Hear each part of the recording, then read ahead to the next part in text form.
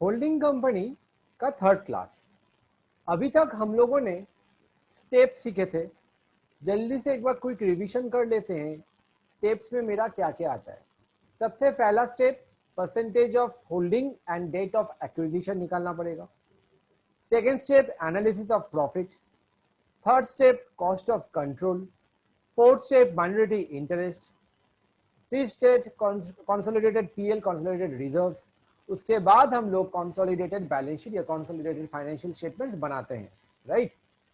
तो on that basis हम लोग उसके बाद सीखे थे inter company transaction. Inter company transaction में we have learned about downstream and upstream adjustment.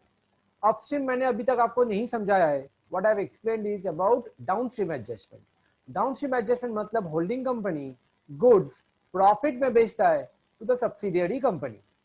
तो वो जो प्रॉफिट होल्डिंग ने किया है, that profit on the goods that are still available with the subsidiary, उसको अनरियलाइज्ड प्रॉफिट कहलाएगा। And we need to eliminate that profit from our inventories and from our profit also. तो both side tally हो जाएगा। Balance sheet में inventory से minus हो जाएगा और कंसोलिडेटेड पीएल से माइनस हो जाएगा अनरियलाइज्ड प्रॉफिट। ये अनरियलाइज्ड प्रॉफिट किसके ऊपर कैलकुलेशन होगा? ये अनरियलाइज्ड प्रॉफिट कैलकुलेशन होगा जितने का सामान आपका पड़ा हुआ है सब्सिडियरी के पास, that it have purchase from holding. Now हम लोग एक सम किए थे लास्ट, आई थिंक अपस्ट्रीम के बारे में gradually we will discuss. We have done some number 5। Everybody come to the study material.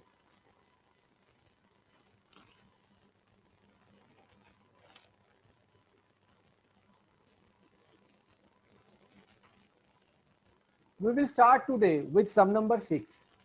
एक बार sum number 6 को go through करो सब लोग।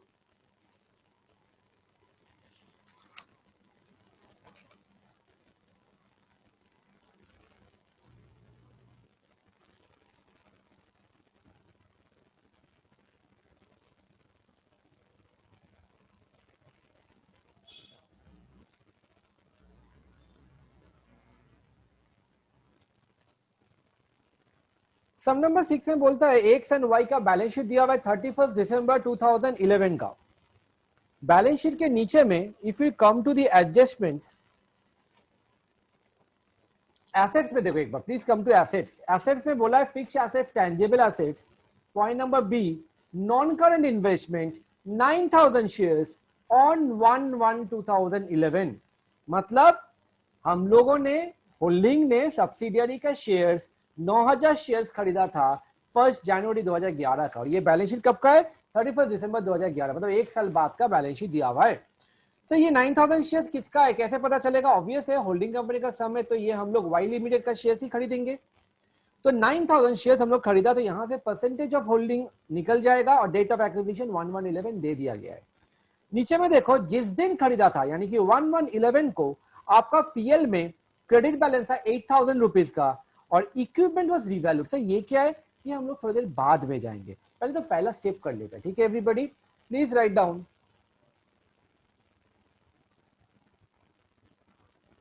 परसेंटेज ऑफ होल्डिंग, हम लोग 9000 शेयर्स खरीदे हैं,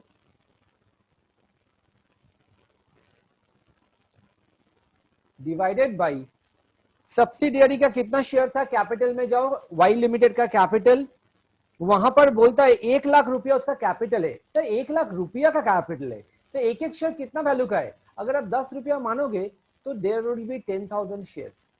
अच्छा सर अगर 100 रुपीज मानेगा तो 1000 शेयर्स। अब 1000 शेयर्स वाई के पास है और आपने 9000 शेयर खरीद लिया, कैसे होगा? Not possible, right. जितना शेयर है आइदर आप उतना खरीदोगे या उससे कम खरीदोगे। तो फिर हम लोग यहाँ पर उसका फेस वैल्यू 10 रुपीज एज्यूम कर लिया। तो therefore number of shares of Y limited will be 10,000 shares. तो 10,000 शेयर में से आपने 9,000 शेयर खरीद लिया, therefore percentage of holding will be 90%।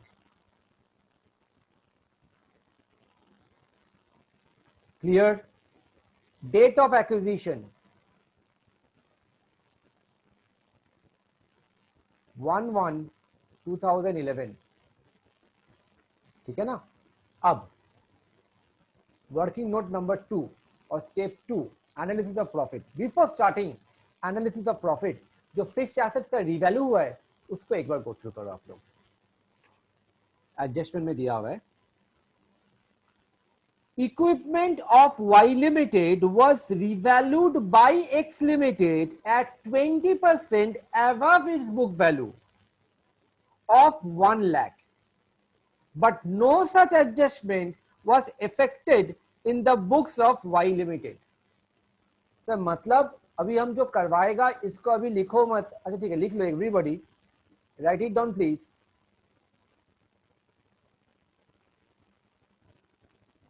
book value of equipment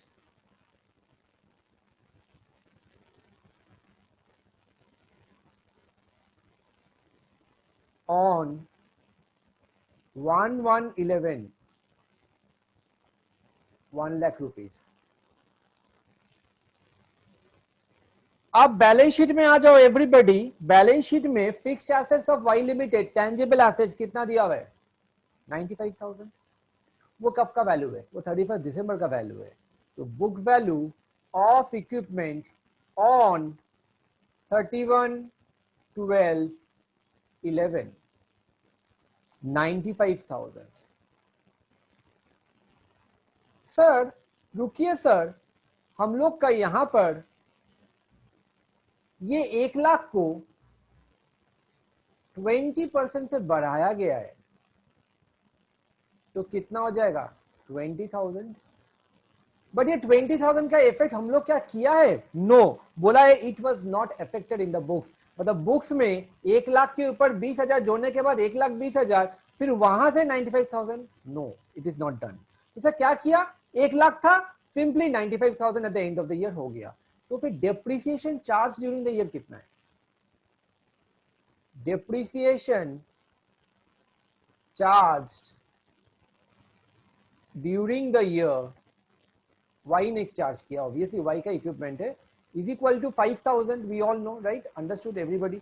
अच्छा, ये जो मैंने रेट में मार्किंग किया ये आपको लिखना नहीं, आप रफ में लिखो कि ये होना चाहिए बट ये किया नहीं है। मेन वर्किंग जो अभी हम कर रहे हैं ब्लैक में, उसी को आपको डालना है क्वेश्चन पेपर या आंसर शीट में। Depreciation charge 5,000। 5,000 डेप्रिसिएशन है। मशीन का दाम शुरुआत में वैल्यू कितना था? 1 लाख। देखो परसेंटेज ऑफ डेप्रिसिएशन कितना है? तो क्यों निकाल रहे हो सर? काम आएगा, लिख लो।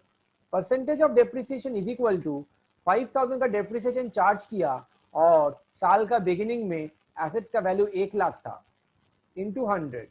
Therefore, can I say the rate of depreciation is equal to 5% per annum? Understood everybody? Now, revalue करना था कितना का? 1 लाख का 20%, 20,000 रुपया करना था, हमने नहीं किया। तो आप यहां पर लिखोगे रीवैल्यूएशन प्रॉफिट। सर प्रॉफिट क्यों बोल रहे हो? सब समझा रहे, just wait. 20,000 into 5%, oh sorry,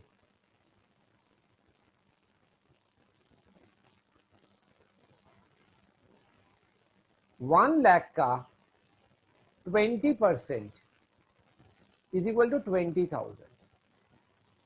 ये रिवैल्यूएशन होल्डिंग ने किया है लेकिन बैलेंस शीट में वाई का नहीं डाला गया है।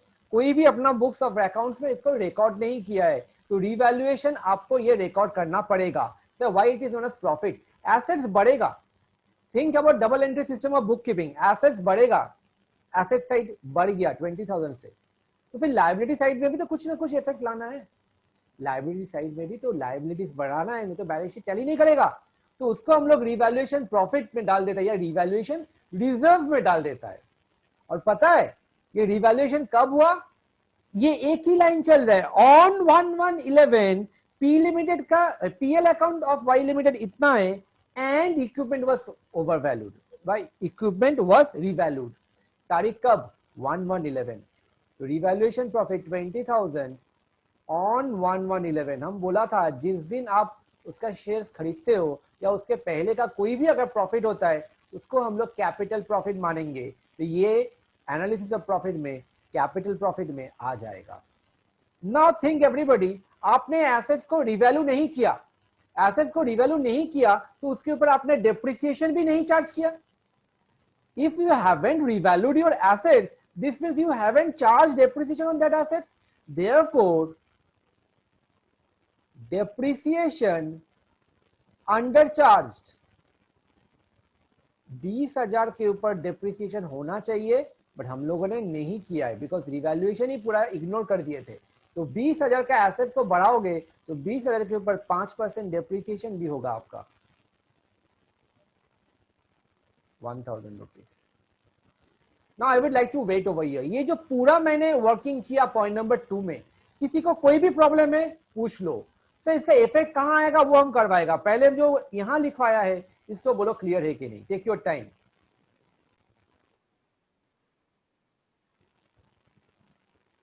Analysis of profits.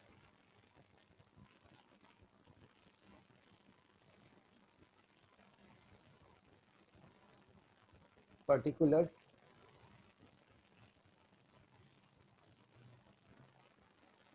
capital profit,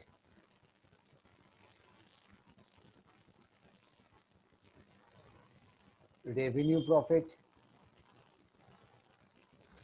Now we need to check whether reserves are also there.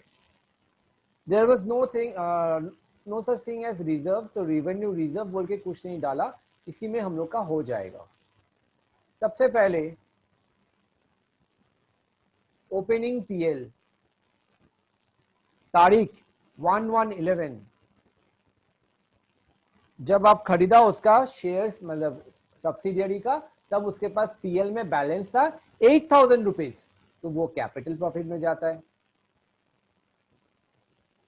फिर during the year closing PL कितना है सब्सिडियरी का, देखो तो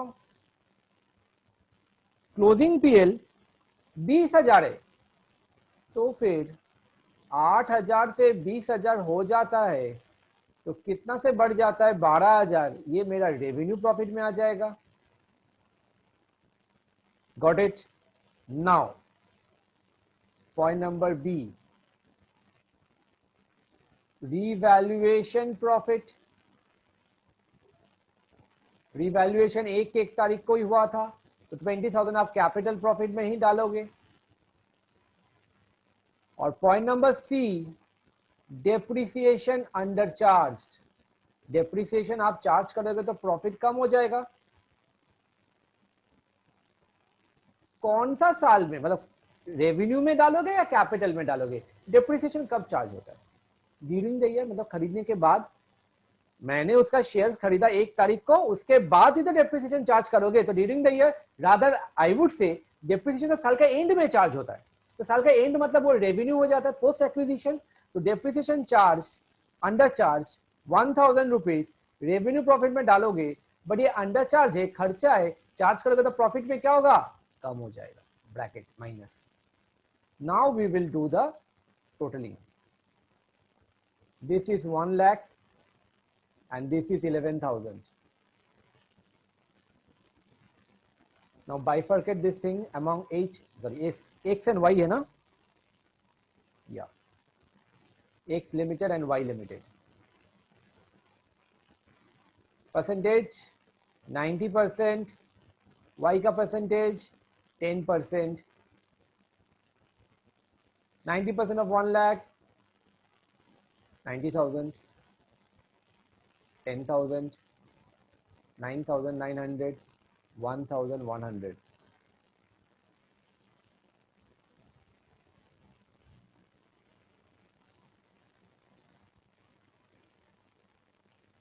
अच्छा ये वाला थोड़ा गलत हो गया. दिस विल बी 28,000 एक्चुअली, मैंने इसको 80,000 मान लिया.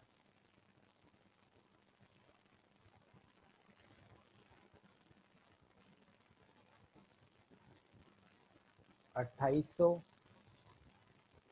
25,200. Got it everybody. और अब आपको ये पहला क्लास में भी बोला था, पहले भी बोले थे, analysis of profit is the most important thing in your holding company. AOP अगर आपका बन जाता है तो बाकी स्टेप्स एकदम इजी है. तो दिस कंप्लीट्स आवर एओपी. और एओपी में ये जो 4 आइटम आया है, ये चारों आइटम कहीं ना कहीं बैठेगा. I hope you remember. तो step 2 over Let us move on to step 3.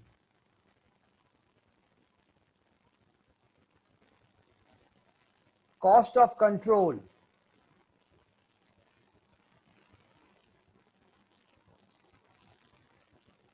Cost of investment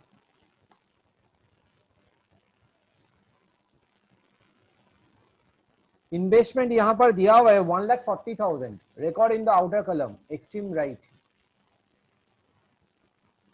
Less proportionate share capital. इसका कैपिटल कितना, 1 लाख, राइट? तो 90% of 1 lakh 90,000 and capital profit holding company का शेयर, कैपिटल प्रॉफिट होल्डिंग का share 25,200. दोनों को जोड़ के आउटर कलम 1,15,200 आई गेस. इसको ऊपर वाला से माइनस करो, so you will get your goodwill.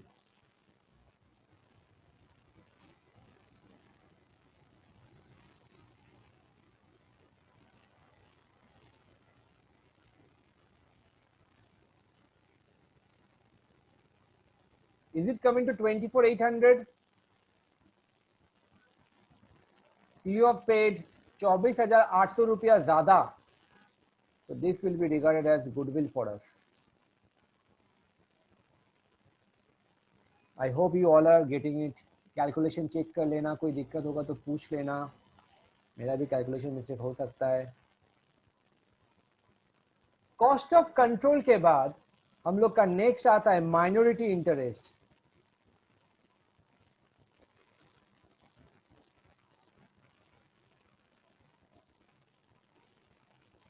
सबसे पहले प्रोपोर्शन है शेयर कैपिटल और ओनली शेयर कैपिटल. सब्सिडियरी का कैपिटल कितना था, 1 लाख, तो उसका 10% 10,000. फिर आता है कैपिटल प्रॉफिट 2800, ऊपर में दिख रहा है आपको. फिर आता है रेवेन्यू प्रॉफिट 1100.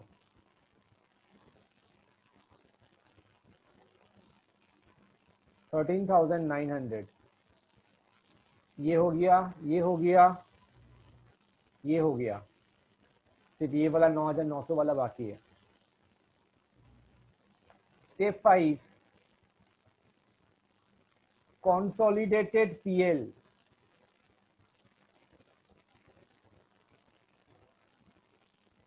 ओन मतलब एक्स लिमिटेड का खुद का पीएल कितना था, 50,000 rupees.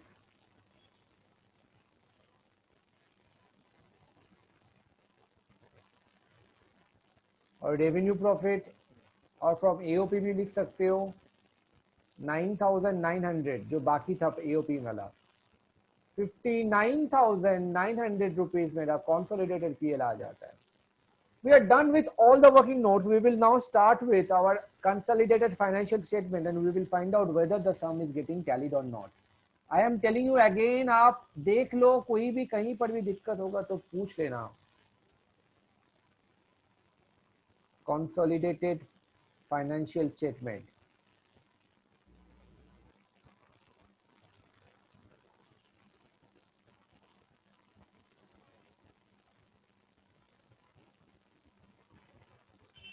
Equity and liabilities.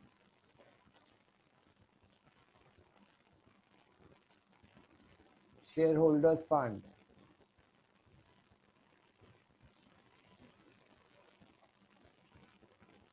Share capital, holding का कैपिटल 4 लाख.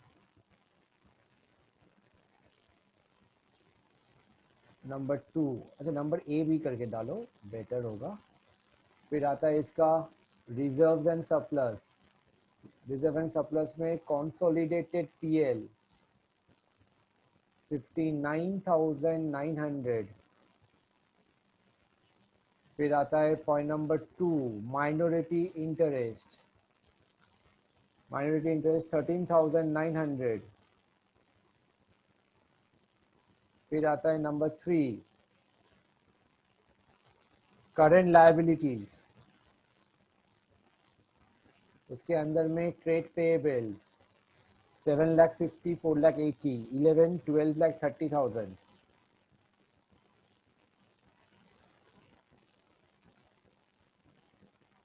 देख लेना। Moving on to the asset size. Asset size important है बिकॉज यहाँ पर एसेट्स में रिवैल्यूएशन हुआ है। Number 2 assets. अच्छा गुडविल भी आया था ना। 1 नॉन करेंट एसेट्स। उसके अंदर में point number a fixed assets, tangible. Tangible में 2,50,000 मेरा था प्लस ब्रैकेट के अंदर उसका था 95,000। मैंने रिवैल्यूएशन किया था 20,000 का और डेप्रिसिएशन -1,000 का, if you could remember under charge. तो इसको टोटल करके आउट ऑफ कलर में डालो। If you want you can also prepare a note to accounts for fixed assets. तो 95,000 प्लस 20,000 माइनस 1,000 प्लस 2,50,000, 3,64,000 आ रहा है आई गेस। एक बार क्रॉस चेक कर लेना कैलकुलेशंस। फिक्स्ड एसेट्स टैंजिबल के बाद हम लोग का गुडविल कितना आया था 24,800। तो point number be fixed assets intangible goodwill कितना था गुडविल 24,800। नॉन करंट एसेट्स हो गए हम लोग का। इन्वेस्टमेंट तो लिखना नहीं है आपस का। इसके बाद आता है हम लोग का करंट एसेट्स। करंट एसेट्स में टोटल कर लो डायरेक्टली 8,10,000 एंड 5,05,000, तो 13,15,000।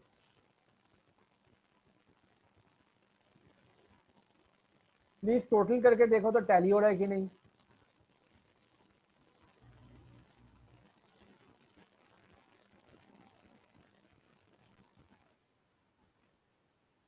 Sum number 7.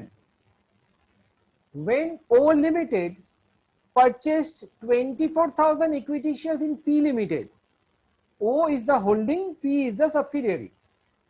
On 1/1/11, डेट भी बोल दिया, परसेंटेज भी आप निकाल लोगे। P के पास subsidiary 22,500, 22,500 in general reserve. General reserve आ गया तो कंसोलिडेटेड रिजर्व बनाना पड़ सकता है या एओपी में भी रिजर्व का कॉलम बन सकता है। एंड 37,500 ब्रैकेट में डेबिट दिया हुआ है। पूरा चीज को अंडरलाइन करो। डेबिट मतलब loss. PL normally comes on the credit side. आप सोचोगे टू नेट प्रॉफिट डालते हो पीएल अकाउंट में। Do you remember to net profit? What does it means? कि क्रेडिट साइड ज्यादा है तो इसलिए मैंने डेबिट में 2 पीएल डाला, सॉरी 2 नेट प्रॉफिट डाला। देखो इट्स अ क्रेडिट बैलेंस और डेबिट बैलेंस होने का मतलब इट्स अ लॉस। तो पीएल में मेरा 37,500 1 तारीख को लॉस था। बैलेंस शीट 31 दिसंबर 2011 का दिया हुआ है, ऑब्वियसली आफ्टर 1 ईयर। यहाँ पर कैपिटल दिया हुआ है, रिजर्व एंड सरप्लस दिया हुआ है, नोट 1 नोट 2 दिया हुआ है, एसेट्स दिया हुआ है। नीचे में नोट में आ जाओ। नोट में कैपिटल दिया हुआ है 3 लाख और 7.5 लाख। नोट में जनरल रिजर्व दिया हुआ है और पीएल अकाउंट दिया हुआ है, दोनों दिया हुआ है।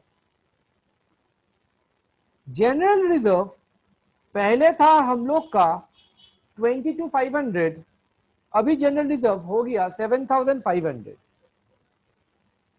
कम टू द लास्ट पैराग्राफ। अच्छा पीएल में देखो, पीएल क्या हुआ। ओपनिंग पीएल 37,500 था, क्लोजिंग पीएल 67,500 हो गया, मतलब और लॉस हो गया। तो ड्यूरिंग द ईयर भी मेरा लॉस हुआ। ठीक है। Fixed assets standing in the books of P limited 90,000 was considered worth 75,000। मतलब 90,000 का फिक्स्ड एसेट था जिसको हम लोगों को उसको 75,000 करना पड़ेगा। तो फिर रिवैल्यूएशन लॉस हो जाता है। कितना का डिफरेंस? 15,000 का difference. For the purpose of determining the value of shares, 20% depreciation has been written off since acquisition.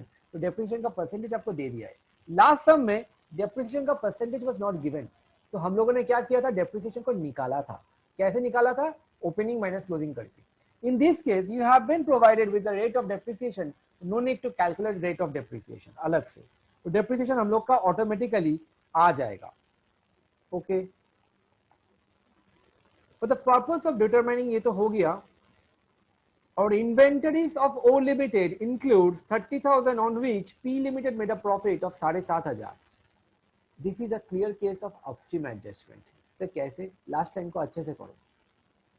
O का इन्वेंट्री, O कौन है? O लिमिटेड का होल्डिंग कंपनी है. सब्सिडरी कौन? P limited. P limited O limited को बेचा है सामान, तो नीचे से ऊपर आ रहा है सामान, तो फिर it is a clear case of upstream adjustment. और O लिमिटेड का प्रॉफिट में 30,000 का जो गुड्स है उसमें P लिमिटेड 7,500 प्रॉफिट किया, तो ये मेरा अनरियलाइज्ड प्रॉफिट आ जाता है. तो इसका क्या इफेक्ट करना है? Let me first of all discuss about upstream adjustment before starting the solution.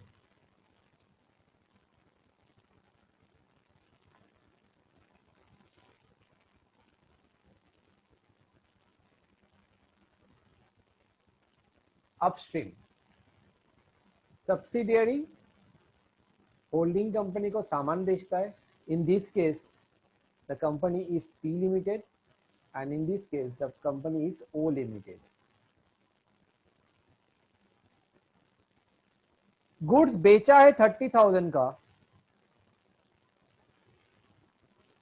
जिसके अंदर प्रॉफिट है 7,500 का. Therefore, unrealized profit made by subsidiary कितना है?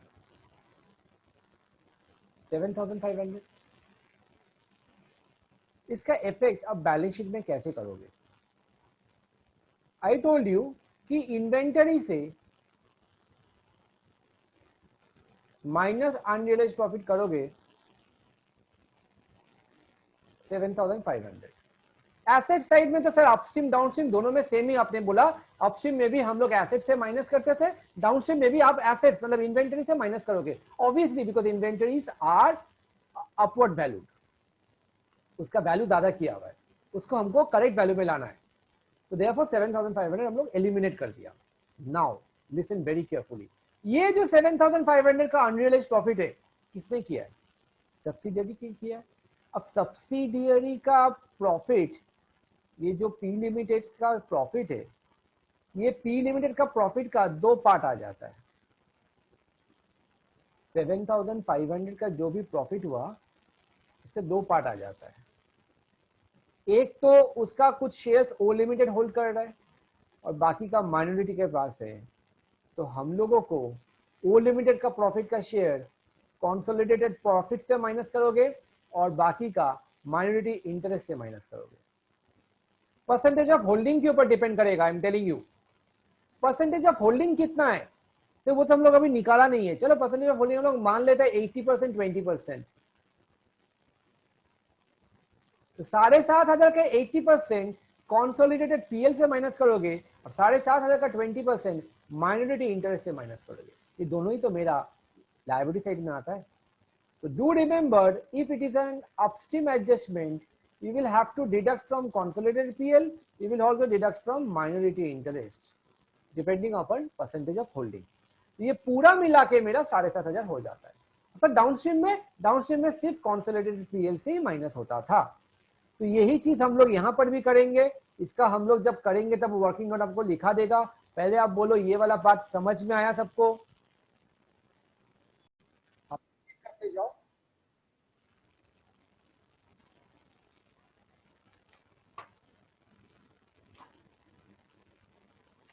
Sum number 7.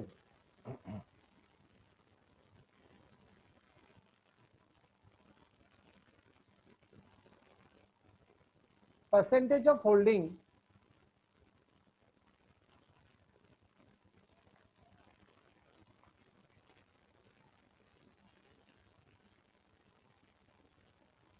you were buying, यहां पर बोला था,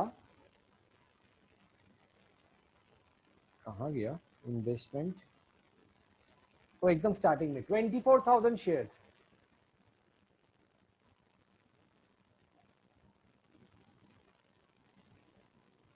और how many shares did P limited had? P limited के पास 3 लाख डिवाइडेड बाय 10 करोगे अजम्पशन, तो 30,000 shares. into 100 is equal to 80%. Date of acquisition 1/1/11.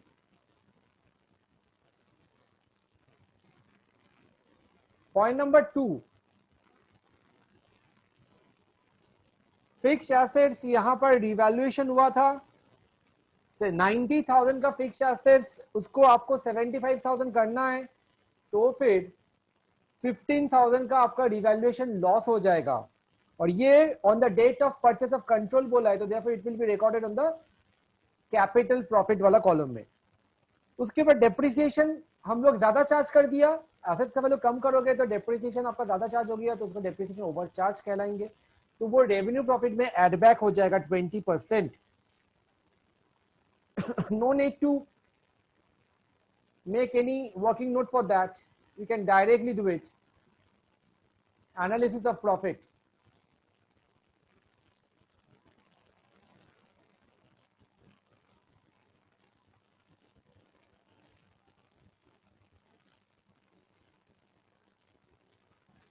Particulars.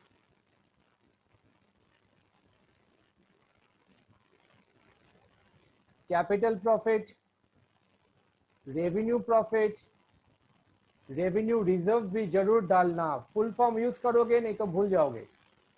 सबसे पहला स्टेप, पॉइंट नंबर ए, ओपनिंग पीएल। ओपनिंग पीएल का डेट क्या है? 1/1/11, राइट। बैलेंस शीट के starting में एकदम ऊपर में लिखा हुआ था PL account 22,000 in general reserve and 37,500 debit in PL. 37,500 आप ब्रैकेट में डालोगे because it was a loss. फिर during the year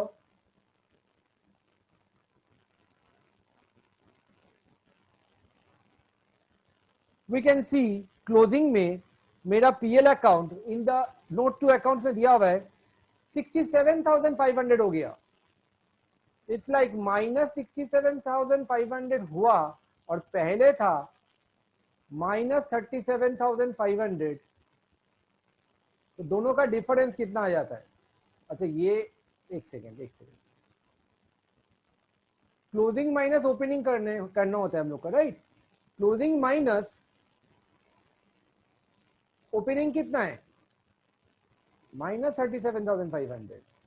if you open this bracket minus minus plus हो जाता है, तो देयरफॉर ड्यूरिंग द ईयर 30,000 का और लॉस होता है। रेवेन्यू प्रॉफिट में 30,000 नेगेटिव में डालना है। आई hope this is clear everybody.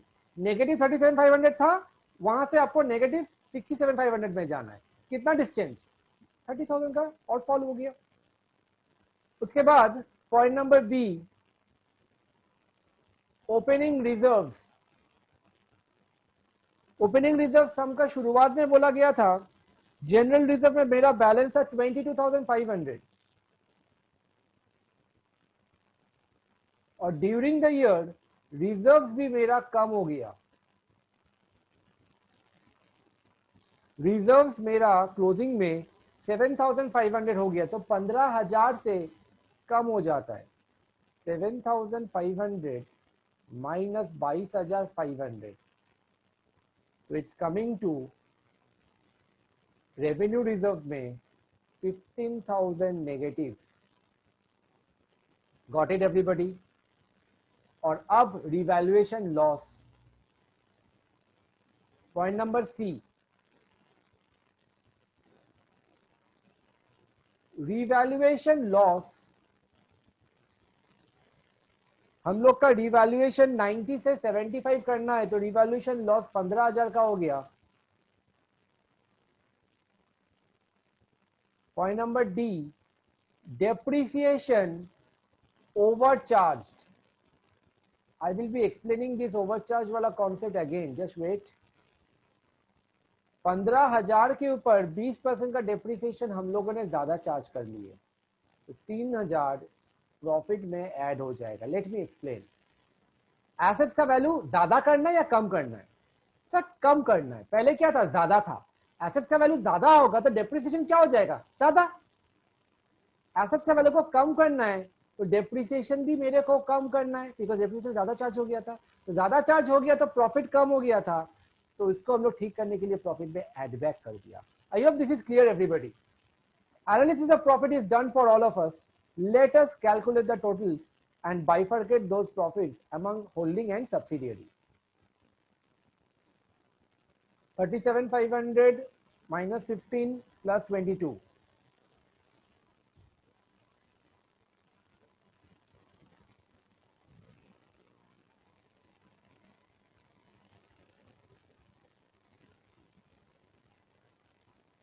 Negative 30,000, I guess. ये भी negative 30,000.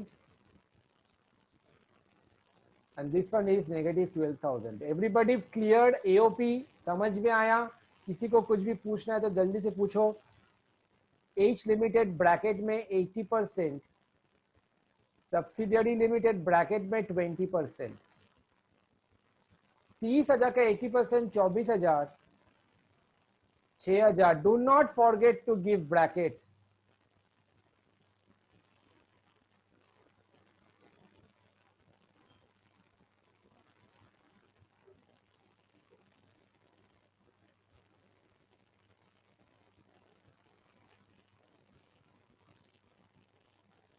Is this clear everybody? Because AOP बन जाता है तो मेरा बाकी सम बहुत इजी हो जाएगा। जल्दी से बोलो, आगे बढ़े।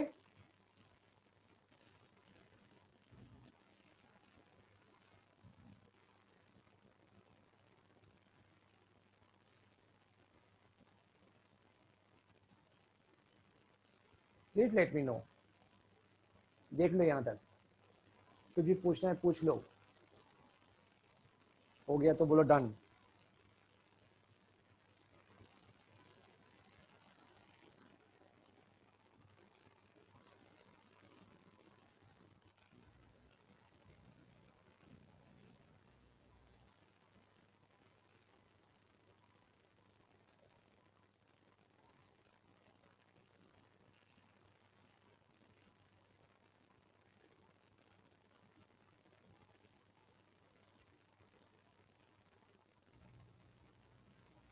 Okay, we know after this we will be preparing step 3, which is cost of control.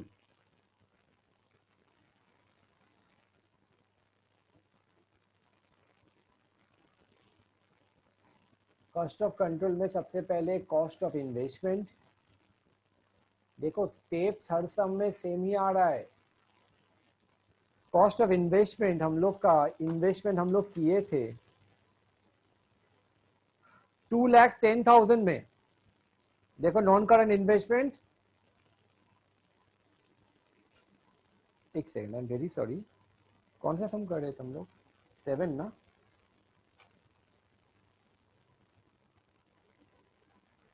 Actually H S नहीं होगा, ओ और पी होगा। हाँ, हमने एच और एस बोल के डाल दिया होल्डिंग एंड सब्सिडियरी में। कंपनी का नाम ओ लिमिटेड एंड पी लिमिटेड है। तो cost of investment is 2,10,000 on the asset side,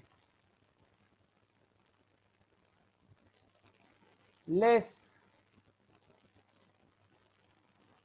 proportionate share capital। 3 lakh का 80%, 2,40,000। कैपिटल प्रॉफिट, अब यहां पर बहुत जन को दिक्कत होता है। 24,000 हम लोग का नेगेटिव था,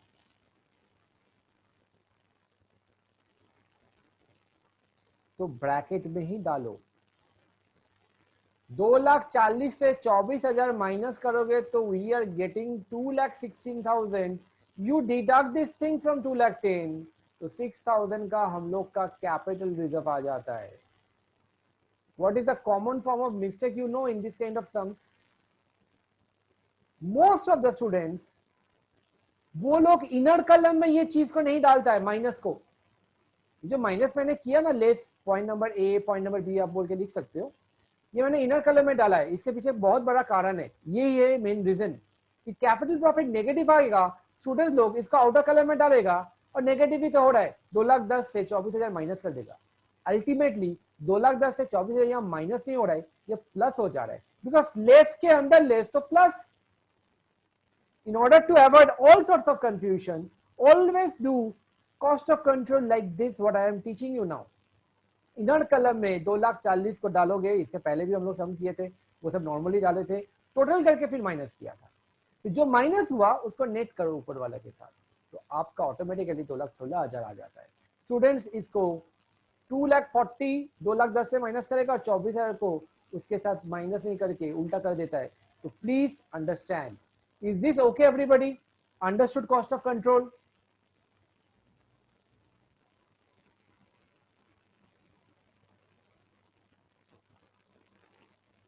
कॉस्ट ऑफ कंट्रोल के बाद माइनॉरिटी इंटरेस्ट, माइनॉरिटी इंटरेस्ट तो इजी है, share capital 20% of 3,00,000, 60,000, capital profit 6,000 negative,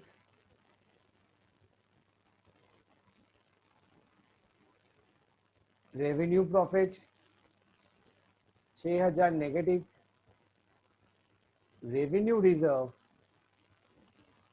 2,400 negative.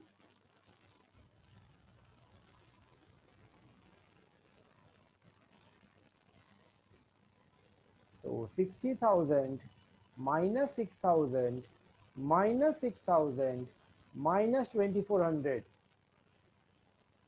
45,600 मेरा माइनॉरिटी इंटरेस्ट आ जाता है। Is this okay everybody? Consolidated PL, consolidated reserves दोनों एक साथ बनेगा।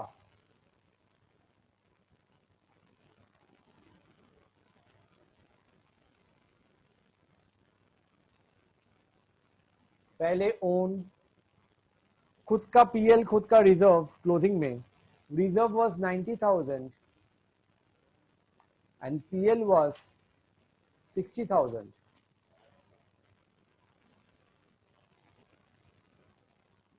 From AOP consolidated PL 24,000 and consolidated reserve 9,600 negative है, do not forget that।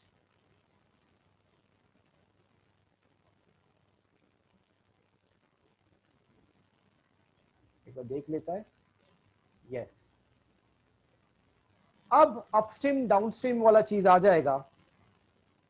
I have done one small mistake actually, minority interest में आपका upstream का एडजस्टमेंट था, तो उसका भी इफेक्ट लाना है हम लोगों को। तो जो लोग यहाँ पर ऑलरेडी लिख लिए हो अपस्ट्रीम में, एक बार स्टार मार्क देके उसको चेंज करो। माइनॉरिटी में अमाउंट एक और चीज एडजस्ट होगा, वो होगा आपका लेस अनरियलाइज्ड प्रॉफिट।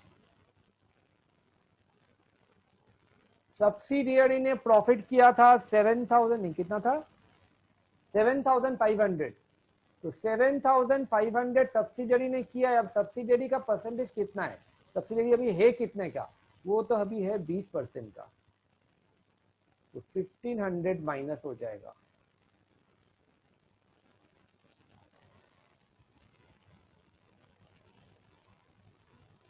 $44,100। और यहां पर लेस अनरियलाइज्ड प्रॉफिट 7,500 का टोटल अनरियलाइज था, उसमें से सब्सिडियरी ने ये 7,500 का प्रॉफिट अनरियलाइज किया है, जिसमें से होल्डिंग का परसेंटेज कितना है, 80%, 6,000 रुपीज। इसमें कुछ नहीं होगा, dash. It is coming to 30,000, it is coming to 90,000 minus 9,600, 80,400। Everybody please let me know now. Clear?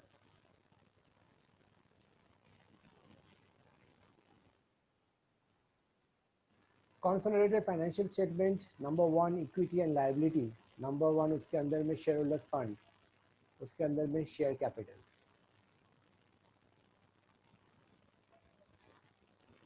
Share capital में आप होल्डिंग का कैपिटल डालोगे 7.5 lakh.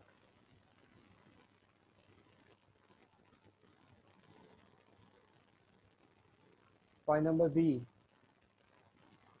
Reserves and surplus, consolidated PL 30,000, consolidated reserves 80,400.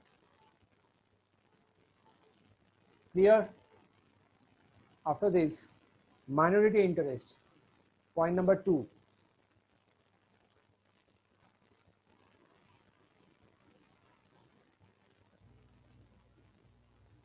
$44,100.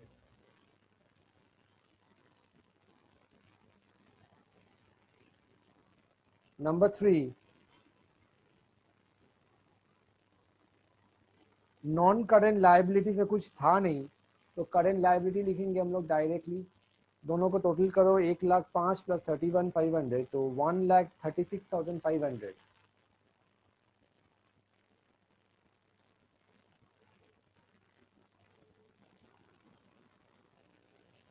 Assets को नीचे में डालना है, मेरे यहाँ पर जगह है तो हम राइट हैंड साइड में डालेंगे, बट आप लोग प्लीज नीचे में ही करोगे प्लीज।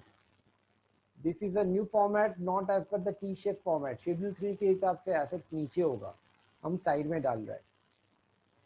तो यहाँ पर आ जाएगा मेरा सबसे पहला 4 या नंबर 1 भी डाल सकते हो, नॉन करेंट एसेट्स।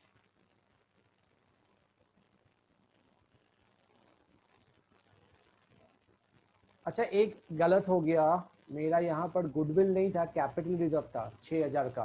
तो रिजर्व एंड सरप्लस में एक और आइटम घुसेगा मेरा, कैपिटल रिजर्व्स 6,000। तो ये सी रिजर्व क्या था, वो कंसोलिडेटेड रिजर्व था, ठीक है। नॉन करंट एसेट्स में पॉइंट नंबर ए, फिक्स्ड एसेट्स टैंजेबल। टैंजेबल में मेरा तो 6,75,000 है,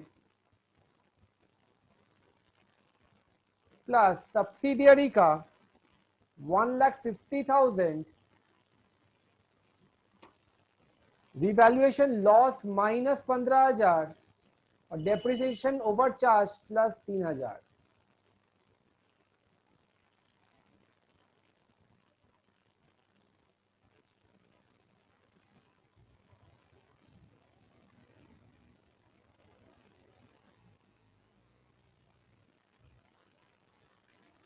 $1,50,000 minus 15,000 plus 3,000 plus 6,75,000, 8,13,000। इन्वेस्टमेंट तो नहीं लिखना है। Current assets point number B, do not forget to eliminate unrealized profit. Current assets में 1,20,000 plus 1,21,500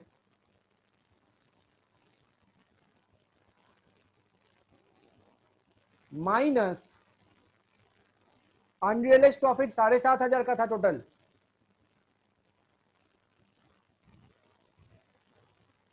तो 1,20,000 plus 1,21,500 minus 7,500, 234,000।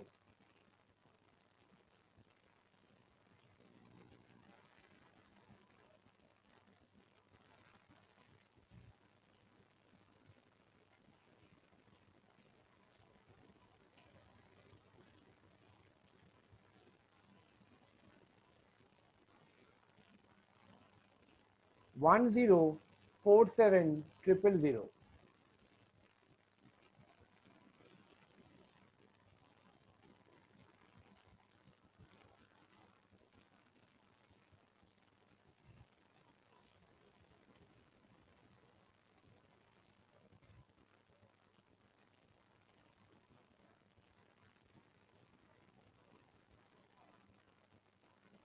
That's all.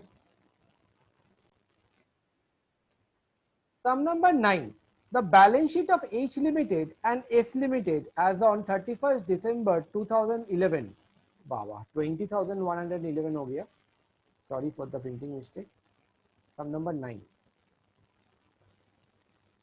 Balance sheet दिया हुआ है H and S. Capital note number 1. Note में कुछ है ही नहीं. Very good. तो 10 रुपये करके मानेगा.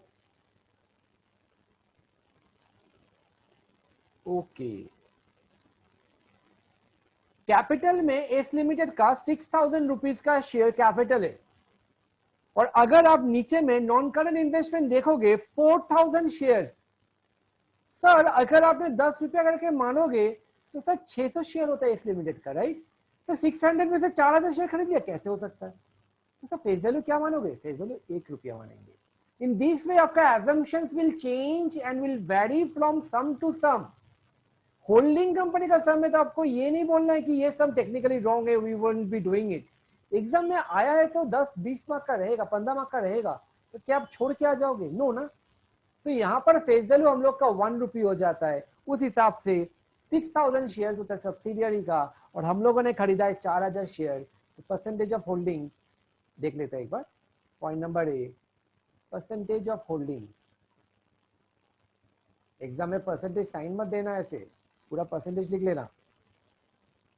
कितना था. 4,000 shares divided by 6,000 shares into 100 is equal to 4 divided by 6 into 100. 66.67 आ रहा है, right. Instead of keeping it in decimals, we have done this thing in leverage also. कि हम आपको बोला था परसेंटेज जब ऐसा रहेगा आप 66.67 लिख लो फॉर योर अंडरस्टैंडिंग, बट आप इसको 2/3 करके डालोगे तो बेटर होगा कैलकुलेशंस. नहीं तो हर जगह आपको डेसिमल्स में आ जाएगा. डेट ऑफ एक्विजिशन और डेट ऑफ होल्डिंग 1/1/11 नीचे में बोल दिया. No no no no.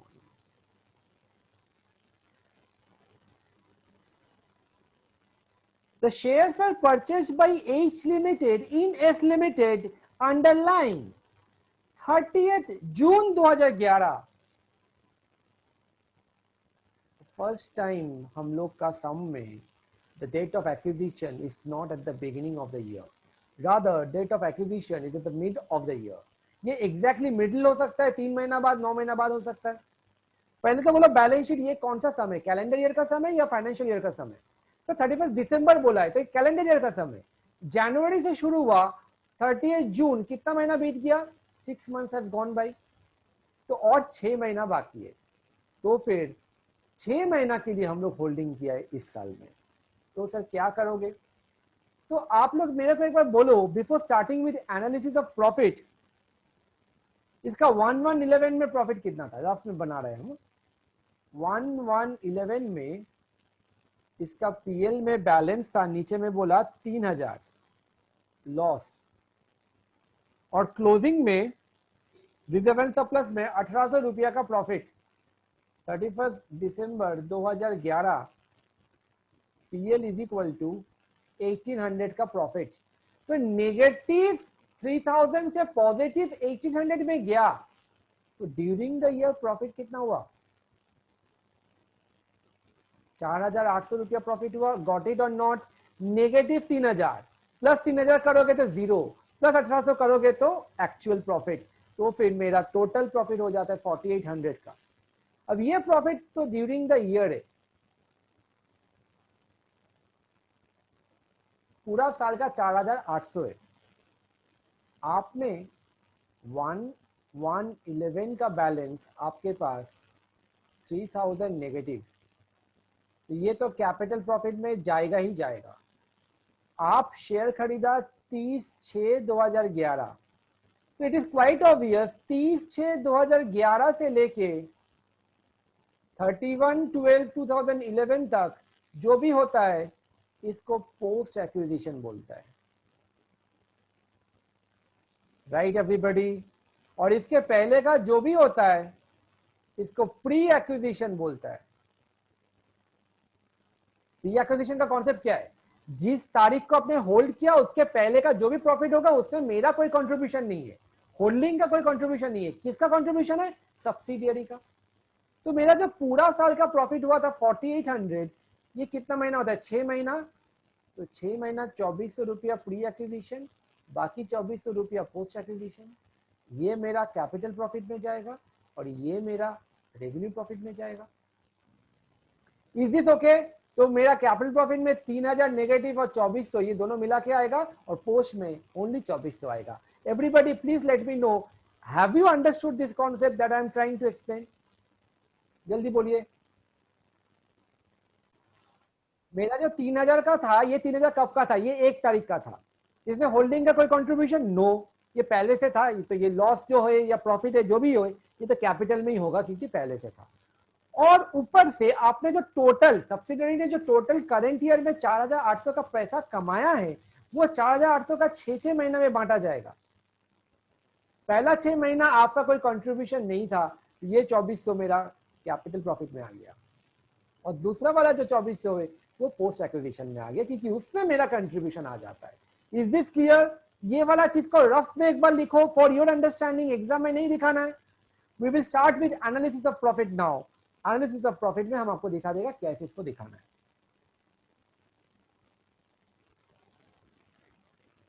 $4800 कैसे आया है? How have you calculated? या फिर आपके पास 4800 कैसे आया है? 4800 आया है 3000 को माइनस करने के बाद। Try to understand. 3000 नेगेटिव था, क्लोजिंग है 1800, राइट? ओपनिंग है -3000, तो ये तो हटाया मैंने। तो 4800 is only for current year, hardcore current year का प्रॉफिट है। आपका नेगेटिव था तो उसको पॉजिटिव किया और 1800 का एक्स्ट्रा हुआ। तो अल्टीमेटली करेंट ईयर का सिर्फ कितना प्रॉफिट हुआ? 4800। Do not take into assumption that 4800 के अंदर 3000 घुसा रहा है। नो, 3000 तो लास्ट ईयर का है, करेंट ईयर का 4800 है। कुल मिला के 1800 हो जाता है बिकॉज एक नेगेटिव था। I hope this is clear. Coming to analysis of profit, step 2 AOP. कोई रिजर्व तो था नहीं यहां पर, तो हम लोग सिर्फ 2 कॉलम ही बनाएंगे, particulars, capital profit, revenue profit. Opening PL 1111 जो दिया है वो लेना है हम लोग को। क्या कर सकते हैं?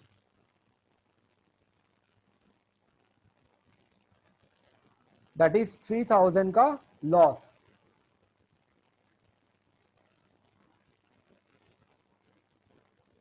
During the year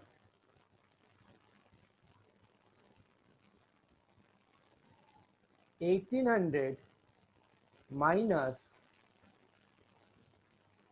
second bracket minus 3000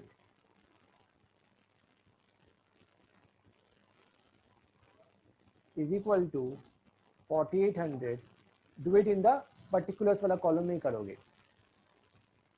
सो फिर कैपिटल प्रॉफिट में 4800 इंटू 6/12, रेवेन्यू प्रॉफिट में 4800 इंटू 6/12,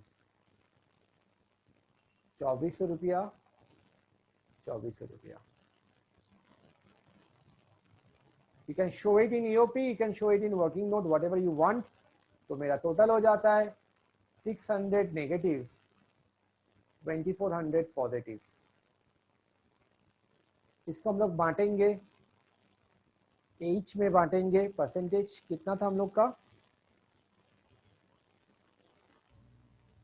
2/3 और सब्सिडियरी में 1/3। आप लोग एक बार प्लीज इसको ट्राई करो।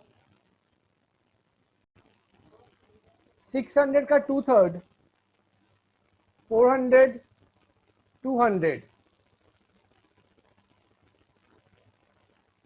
1600, 800। But do not forget to give bracket, नहीं तो कभी जिंदगी में बैलेंस शीट टैली नहीं होगा और आप पूरा सोचोगे कि कहाँ मिस्टेक हुआ। छोटा छोटा चीजों में ध्यान देना पड़ता है हम लोगों को।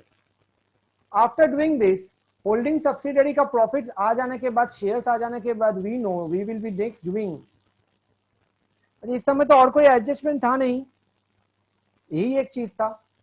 तो नेक्स्ट आएगा हम लोग का cost of control. Cost of control में cost of investment,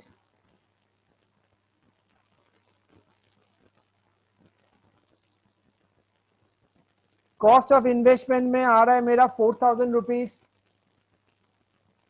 less proportionate share capital. उसका कैपिटल था 6,000 रुपया का, तो 6,000 का 2/3, डू नॉट फॉरगेट हम लोग का परसेंटेज ऑफ होल्डिंग 2/3 है, तो 4,000 आई गेस, यस इनर कलम में। एंड कैपिटल प्रॉफिट 400 रुपया, ये भी फिर से नेगेटिव। नेट इफेक्ट 3,600 रुपया का, तो 400 we have paid more. This means the company have paid for some goodwill. Cost of control के बाद हम लोग का नेक्स्ट आता है माइनॉरिटी इंटरेस्ट। शेयर कैपिटल 6,000 का 1/3, 2,000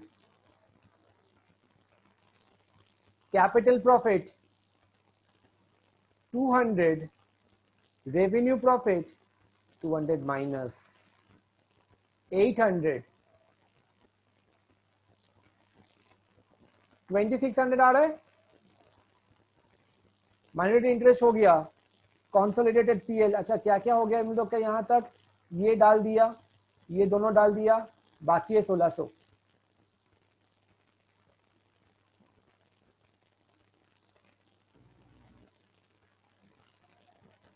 point number 4, consolidated PL reserve तो नहीं है, तो we will just do PL own, खुद का पीएल बैलेंस शीट में दिया हुआ है 8,000 रुपीज, और एओपी से आया है, या रेवेन्यू प्रॉफिट भी बोल सकते हो, 1,600 रुपया, total 9,600। Now let us start with our balance sheet, consolidated financial statement.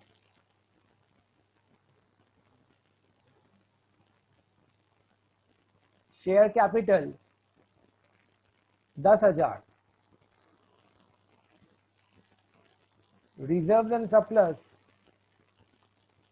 Consolidated PL 9,600, ये पॉइंट ए, ये point B shareholders fund के अंदर में, ठीक है, हम पूरा नहीं लिख रहे हैं। Point number 2, minority interest 2,600। Next, current liabilities 4,200।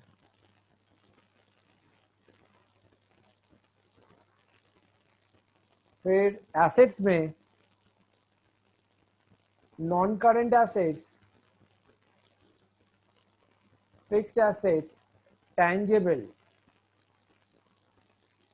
16 + 10 26,000, और इंटैंजिबल में goodwill 400।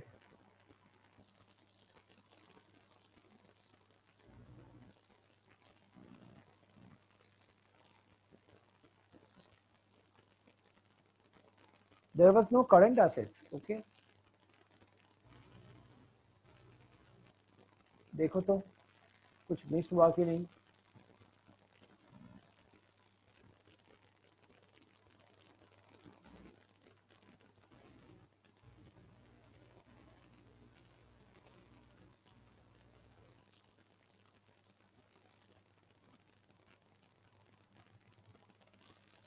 Is it telling?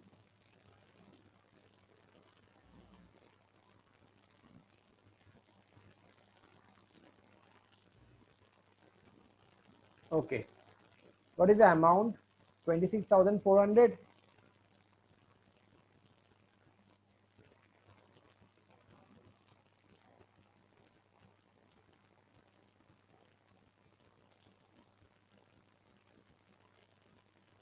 If anybody of any queries, feel free to ask me.